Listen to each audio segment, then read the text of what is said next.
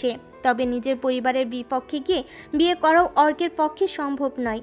স্যারের খেলা নিয়ে তার কোনো সমস্যা নেই, এমনকি পরিবারকেও অনেকবার বোঝানোর চেষ্টা করেছে। তবে তাদের এক কথা, মেয়ে মানুষ এসব স্পোর্টসের সঙ্গে যুক্ত থাকতে পারবে না। বাধ্য হয়ে তাই ছায়াকে কথাটা বলতে হয়েছে। অর্ক ভাবলো ছায়া হয়তো খেলা আর তার মাঝে তাকে বেছে নিয়েছে, কারণ মেয়েটাও যে তাকে অনেক ভালোবাসে।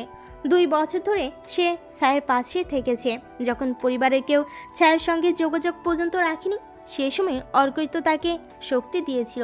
মেয়েটার মনোবল প্রখর, তবুও মানুষ তো ভেঙে পড়েছিল একদম। তাকে পুনরায় উঠে দাঁড়াতে সাহায্যটা অর্কই করেছিল।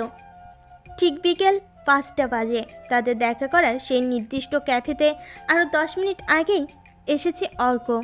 ছায়াও এলো ঠিক সময়ে। শার্ট জিন্স পরা মেয়েটার মুখ দেখেই বোঝা যাচ্ছে তার মনের অবস্থা। চুলগুলো খোলা, আজ দেখে মনে হবে স্ট্রেট করা, তবে বাস্তবে তা নয়। অর্কের দিকে না তাকিয়ে বিপরীত চেয়ারে বসলো ছায়া। একবার দীর্ঘশ্বাস ছেড়ে বলল, কি ডিসিশন নিলে?